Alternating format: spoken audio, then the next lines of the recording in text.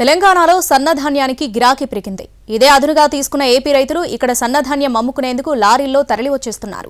క్వింటాకు 500 రూపాయలు బోనస్ కోసం వచ్చి తమ పొట్టగొడుతున్నారని తెలంగాణ రైతులు వాపోతున్నారు. ధాన్యం భారీ ఎత్తున తరలి వస్తుంటే అధికారులు మిన్నకుంటున్నారని రైతాంగం ఆగ్రహం వ్యక్తం చేస్తోంది. ఆంధ్రప్రదేశ్ సన్నబియ్యం తెలంగాణను ముంచెత్తుతోంది. ఎన్టీఆర్ జిల్లా నుంచి భారీ ఎత్తున సన్నధాన్యం రవాణా అవుతోంది. 10 రోజులుగా పెద్ద ఎత్తున లారీలు తరలి వస్తున్నాయి. విజయవాడ హైదరాబాద్ నేషనల్ హైవే నల్లబండగూడెం వద్ద భారీ చెక్ పోస్టులను ఏర్పాటు చేసి తనిఖీలు చేస్తున్నారు. అయినా తప్పించుకుంటూ కొందరు దొడ్డిదారిన ఖమ్మం జిల్లా మీదుగా రవాణా అవుతున్నారు. సన్నధాన్యానికి తెలంగాణ ప్రభుత్వం క్వింటాలకు 500 బోనస్ ప్రకటించింది.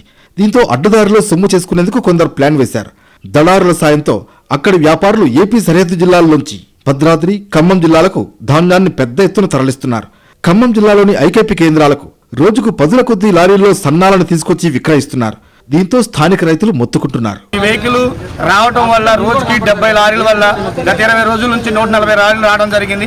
ఈ 140 లారీలు రావడం వల్ల మిల్లర్లు మన తెలంగాణకు సంబంధించిన మిల్లులు మొత్తం నిండిపోయినాయి. మన తెలంగాణ ధాన్యం ఎక్క మడులలో అక్కడక్కడ ఉన్నాయి. అదే అని అడిగితే మిల్లులు నిండి ఉన్నాయని మన ధాన్యం కొనలేకపోతున్నారు. దీనివల్ల తెలంగాణ రైతుకు క్వింటాకు 500 రూపాయలు రావాల్సిన బోనస్ రాలేకపోతుంది. క్వింటా ధాన్యానికి 2320 రూపాయల మద్దతు ధరకు తోడు రాష్ట్ర ప్రభుత్వం 500 బోనస్ ప్రకటించింది. ఇదే అదనుగా తీసుకున్న కొందరు స్థానిక దళారులు ఏపీ రైతుల దగ్గర తక్కువ ధరకు ధాన్యం కొంటున్నారు. తెలంగాణ సరిహద్దు జిల్లాల్లోని మిల్లులు, ప్రభుత్వ కొనుగోలు కేంద్రాలకు ఎక్కువ అమ్ముకుంటున్నారు. మధిర, సత్తుపల్లి, అశ్వారావుపేట తదితర ప్రాంతాల్లో స్థానిక రైతుల పేరుతోనే విక్రయిస్తున్నారని తెలుస్తోంది. మచిలీపట్నం, కోడూరు తదితర ప్రాంతాల నుంచి లారీలు పలు రూట్లలో పెనుగంచి ప్రోలు, మక్కపేట మీదుగా వల్లభిలోకి ప్రవేశిస్తున్నాయి. అయితే చెక్పోస్టుల వద్ద లారీలతో కొందరు అధికారులు లాలూచి పడుతుండడం వల్లే అంతా జరుగుతోందంటున్నారు తెలంగాణ రైతులు.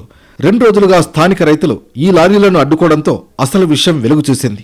అప్పటి వరకు అధికారులు పట్టించుకున్న పాపాన పోలేదని, తాము తీవ్రంగా నష్టపోతున్నామని స్థానిక రైతులు ఆవేదన వ్యక్తం చేస్తున్నారు.